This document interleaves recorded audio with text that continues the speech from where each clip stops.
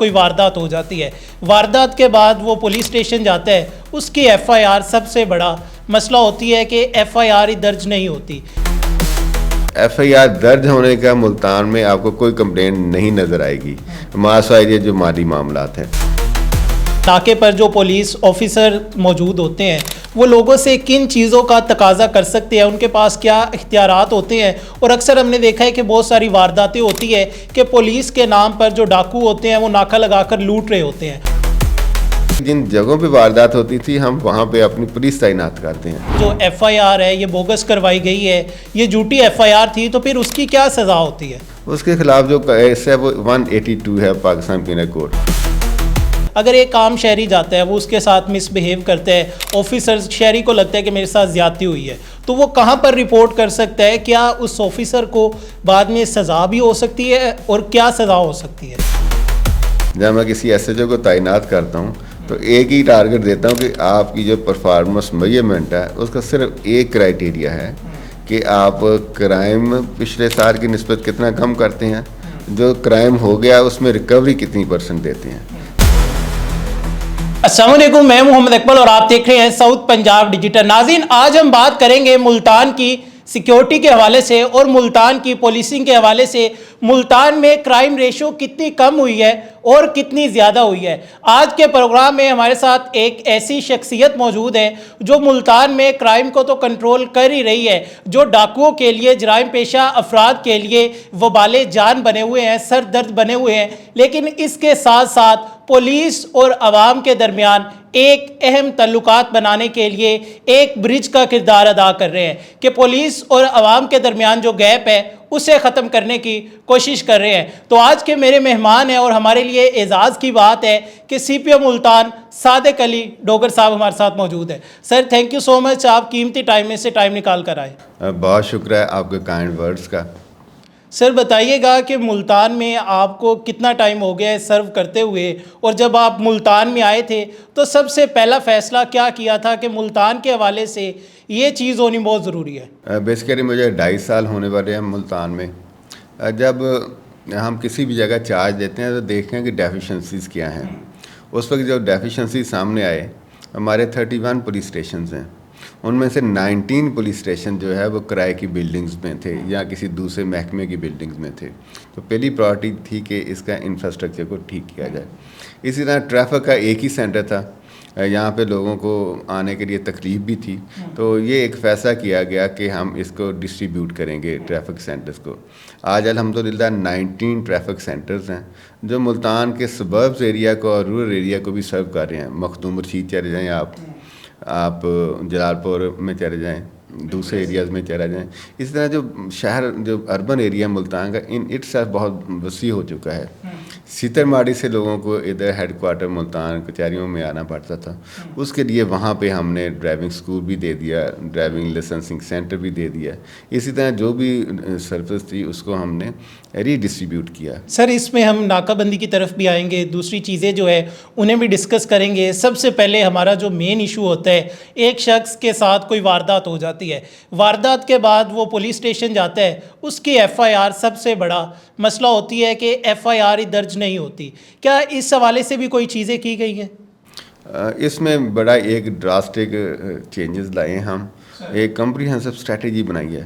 جیسے آپ کا موٹر سائیکل چوری ہو گیا ہے، آپ کے ساتھ کرائم اگینسٹ پراپرٹی ہو گیا، آپ کے گھر میں چوری ہوگی، 8 گھنٹے کے اندر ہم نے اس کی ایف آئی آر دینی ہے ہر شخص، جو نہیں دے گا اس کے خلاف تادیبی کارروائی ہوگی۔ اسی طرح جو لڑائی جھگڑے کے کیسز ہیں اس میں میڈیکل انوالو ہوتا ہے، جو ہی میڈیکل آئے گا ہم اس کی ایف آئی آر دیں گے۔ جو مالی معاملات ہیں جیسے چیک ڈس آنر ہو گیا، کسی نے کسی کا بریچ آف ٹرسٹ کیا، پیسے کسی نے ہضم کر دیے، اس کے جو ہیں ہم نے 3 دن کیسز رکھا ہوگا کہ ویریفائی کر لیں، کیونکہ الزامات کئی دفعہ سچے بھی نہیں ہوتے ہیں۔ ایف آئی آر درج ہونے کا ملتان میں آپ کو کوئی کمپلین نہیں نظر آئے گی، ماسوائے جو مالی معاملات ہیں۔ مالی معاملات میں ہماری پہلی ترجیح یہ ہوتی ہے کہ لوگوں کو بٹھایا جائے آپس میں، کوئی جو انفلوئنشل لوگ ہیں ان کی انٹرونشن کی جائے، کسی طرح سے وہ معاملات طے ہو جائیں اور لوگوں کے آپس میں لین دین ہو جائے۔ تو سر ایف آئی آر کی بات کی، یہیں پر بوگس ایف آئی آر کی بھی بات کر لیتے ہیں کہ کسی سے کوئی لڑائی ہے تو وہ اس کے خلاف جھوٹی ایف آئی آر جو ہے وہ درج کروا دیتا ہے، کوئی الزامات لگا دیتا ہے. تو اگر بعد میں پتہ چلتا ہے انویسٹیگیشن میں وہ پکڑا جاتا ہے کہ جو ایف آئی آر ہے یہ بوگس کروائی گئی ہے، یہ جھوٹی ایف آئی آر تھی، تو پھر اس کی کیا سزا ہوتی ہے؟ بیسیکلی جو اگینسٹ پرسنل کرائمز ہیں، جیسے قتل ہے، آپ نے ہرٹ کی بات کی ہے، اس میں کیا ایک بندے نے ہوتا ہے، 2 یا 3 لوگ اس میں انٹینگل کر دیتے ہیں. جو مدعی ہوتا ہے کمپلینر، اس کی انٹینشن یہ ہوتی ہے کہ جو لوگ اس اکیوز کے ساتھ تھانے کچہری جائیں گے ان کو بھی ایف آئی آر کا حصہ بنا دیا جائے تاکہ وہ اس کو پیروی نہ کر سکے. یہ بڑا انفارچونیٹ ایک پہلو ہے. جو آدمی غلط ایف آئی آر کراتا ہے، جھوٹے آدمیوں کو ایف آئی آر میں درج کراتا ہے، اس کے خلاف جو کیس ہے وہ 182 ہے پاکستان پینل کوڈ. سر اس میں ٹیکنالوجی کے حوالے سے ہم دیکھ رہے ہیں کہ ہماری ملتان پولیس جس طرح ہے، سیف سٹی اتھارٹی کام کر رہی ہے، اس کے ساتھ جس طرح ملتان پولیس کے پاس اب ہم ڈرونز دیکھ رہے ہیں، موبائل یونٹ جو ہے وہ موو کرتے ہیں. تو ٹیکنالوجی کے حوالے سے کون سی نئی چیزیں جو ہے ہم اڈاپٹ کر رہے ہیں اور جو ایف آئی آرز ہے اس طرح کی وارداتیں ہوتی ہے انہیں ٹریس کرنے میں وہ مؤثر ثابت ہوتی ہے؟ ہمارے ہاں ٹیکنالوجی پہ بہت زیادہ فوکس ہے. آپ انگلش موویز میں کبھی دیکھتے ہوتے تھے کہ آپ کے ساتھ واردات ہوئی ہے، آپ پولیس اسٹیشن گئے ہیں، انہوں نے کمپیوٹر پہ بٹھاتے ہیں اور آپ کے سامنے مختلف کرمنلز کے فوٹوز آتی ہیں، ریکارڈز آتا ہے. وہ سسٹم ہمارے پاس الحمدللہ پچھلے 20 سال سے کام کر رہا ہے. جب بھی کسی کے ساتھ واردات ہوتی ہے، فوٹو البم ہم اس کو دکھاتے ہیں. اس کے بعد جس ایریا میں واردات ہوتی ہے تو اس پورے ایریا کے ہم موبائل فون جو ہیں لے لیتے ہیں، اس میں پھر موومنٹ دیکھتے ہیں موبائل فونز کی. یہ بھی ایک سسٹم ہے. دیہاتی علاقوں میں اس طرح سے واردات ٹریس کرنا ہمارے لیے بہت ہی آسان ہو گیا. پھر موبائل میں بھی بہت ساری ایسی چیزیں ہوتی ہیں جو میں یہاں پہ آپ سے شیئر نہیں کرتا، وہ بھی ہمیں بہت زیادہ مدد دیتی ہیں. سی سی ٹی وی کیمراز، اب ہر بینک نے سی سی ٹی وی کیمرہ لگایا ہوا ہے. جو صاحب حیثیت لوگ ہیں انہوں نے اپنی حفاظت کے لیے باہر کیمرے لگائے ہوئے، شاپ کیپرز نے لگائے ہوئے، شاپ کیپرس نے لگائے ہوئے. یہ ہمیں بڑا ہیلپ آؤٹ کر رہے ہیں. تو گورنمنٹ تو ہر جگہ پہ اپنے سیف سٹی کے کیمرے انسٹال نہیں کر سکتی ہے، لیکن یہ ہو رہا ہے. ناکے پر جو پولیس آفیسر موجود ہوتے ہیں وہ لوگوں سے کن چیزوں کا تقاضا کر سکتے ہیں، ان کے پاس کیا اختیارات ہوتے ہیں؟ اور اکثر ہم نے دیکھا ہے کہ بہت ساری وارداتیں ہوتی ہے کہ پولیس کے نام پر جو ڈاکو ہوتے ہیں وہ ناکہ لگا کر لوٹ رہے ہوتے ہیں. ان سے کیسے بچا جا سکتا ہے؟ اور جو پولیس افسران ناکے پر موجود ہوتے ہیں وہ کن چیزوں کی لوگوں سے ڈیمانڈ کر سکتے ہیں پبلک سے؟ بیسیکلی پولیس کو ہم نے ایک ڈیٹا بیس دیا ہے. ہم نے ان کو سیٹس دیے ہیں جو لاگن کے ساتھ ہمارے پولیس کے کرمنل ڈیٹا بیس کے ساتھ کنیکٹڈ ہیں. پہلے آپ جاتے تھے، آپ کو پولیس تلاشی لیتی تھی، جب موٹر سائیکل کا وہ ایک فزیکلی ایگزامن کرتے تھے کہ بندہ چور ہو سکتا ہے یا نہیں ہو سکتا. جب سے یہ ڈیٹا بیس آیا ہے تو ایک بڑا ہی سائنٹیفکلی پروون آپ کو شناختی کارڈ دیں گے. اگر آپ کا ریکارڈ نکل آیا تو آپ سے پوچھ لیں گے کہ آپ کا ریکارڈ آپ بیل پہ ہیں یا نہیں ہے، آپ اپنے ڈاکومنٹس دکھا دیں گے. اگر آپ کی گاڑی ہے اس کا چیسس نمبر ہم دیتے ہیں. پورے پاکستان کی جو گاڑیاں اسٹولن ہمارے ڈیٹا بیس میں موجود ہیں. یا کوئی واردات کی کال چلی ہوتی ہے وہ بھی پولیس افسروں کو پتہ ہوتا ہے کہ ابھی فلاں جگہ سے یہ واردات ہوئی ہے. اس کی ریزننگ یہ ہے کہ جو پولیس آفیسر آپ کو روک رہا ہے اس کے پاس کوئی ویلڈ ڈیٹا بیس بھی ہوگا، اسیس کر سکے جس آدمی کو میں روک رہا ہوں وہ کسی کیس میں مطلوب ہے یا نہیں. تو اس سے بڑی ہمیں ہیلپ مل رہی ہے. باقی رہ گئی کہ جو جعلی پولیس آفیسرز ہیں، ایسے انسیڈنٹ جو ہیں ہوتے رہتے ہیں لیکن ان کی تعداد بہت کم ہے. جیسے میں بات کروں کہ رات کے وقت جو فلائٹس آتی ہیں ملتان میں، جب لوگ گھروں کو جا رہے ہوتے ہیں تو باہر جو لوگ کام کرتے ہیں مڈل ایسٹ میں آگے پیچھے، ظاہری بات اپنی فیملیز کے لیے کوئی نہ کوئی چیز ضرور لے کے آتے ہیں گفٹ کر.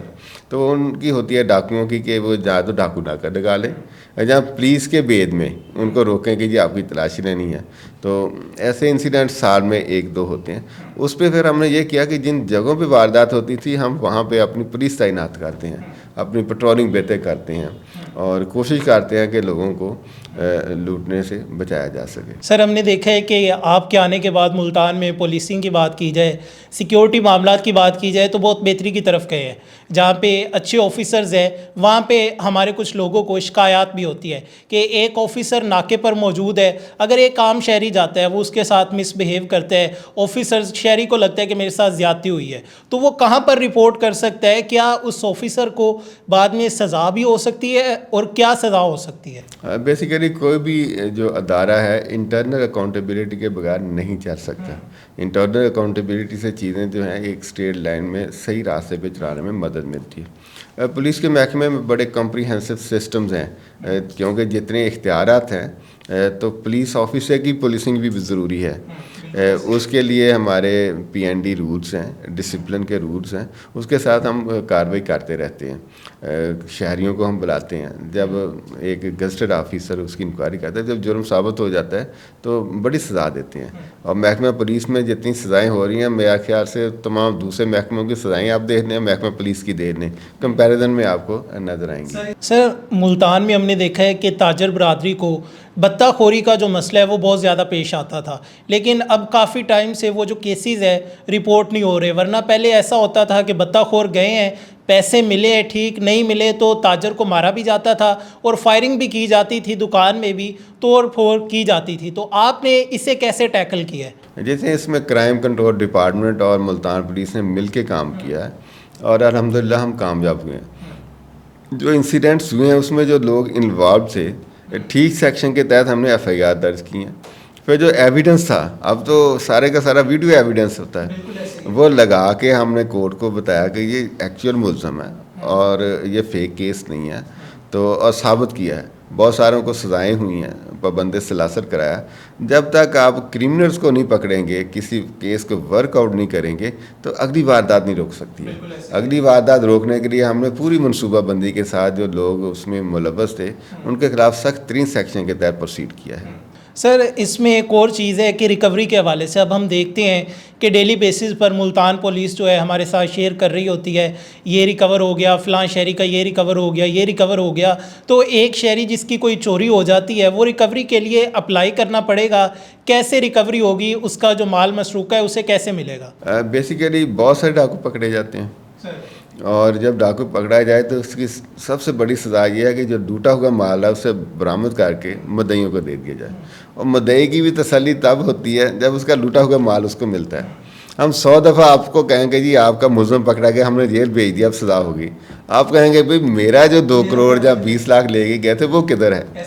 تو ہماری پرائرٹیز میں شامل ہے کہ جو ڈاکو پکڑا جائے جتنا اس نے KT کا مال کیا, لوگوں کی اسٹور میں پراپرٹی, وہ ایکسٹریکٹ کر کے اس کے جو حقداران ان کا دیے جائے. اگر میں بات کروں 2024 کی, ہم نے کوئی 2 ارب 10 کروڑ سے زیادہ لوگوں کو واپس کیا ڈاکوؤں سے لے کے, اور یہ جو ٹوٹل اسٹور میں پراپرٹی تھی اس کا 57% تھا. اور اسی طرح 2025 کی بات کروں تو ہم نے 67% لوگوں کو جو ان کے ساتھ رابری ہوئی تھی مال مسروقہ لوٹا ہوا لے کے واپس کیا ہے. تو سر یہ میکانزم کیسے ڈیولپ کیا گیا ہے؟ کیونکہ ملزمان تو اس سے پہلے بھی پکڑے جاتے تھے, جیل بھی جاتے تھے, یہ ریکوری والا سسٹم کیسے بنا ہے, یہ میکانزم کیسے ڈیولپ ہو پایا ہے؟ بیسیکلی جو ہماری کرائم میٹنگز ہوتی ہیں, جب میں کسی SHO کو تعینات کرتا ہوں تو ایک ہی ٹارگٹ دیتا ہوں کہ آپ کی جو پرفارمنس میجرمنٹ ہے اس کا صرف ایک کرائٹیریا ہے کہ آپ کرائم پچھلے سال کی نسبت کتنا کم کرتے ہیں, جو کرائم ہو گیا اس میں ریکوری کتنی % دیتے ہیں. کیونکہ ڈکیٹی تو روز ہوتی ہے, ڈاکو تو روز ڈکیٹی کے لیے نکلتا ہے, رابری کے لیے نکلتا ہے, چوری کے لیے نکلتا ہے. پولیس کتنوں کو پکڑتی ہے, جو پکڑے جاتے ہیں ان سے کتنی ریکوری کراتی ہے, اور کتنے مدعی ہیں جن کو آپ نے ریکوری کا مال دیا ہے. یہ اگر کرائٹیریا آپ SHO کے لیے رکھیں تو لوگوں کا بھی فائدہ ہوگا, کرائم بھی کم ہوگا اور ڈاکو کو بھی سکرو کیا جائے گا.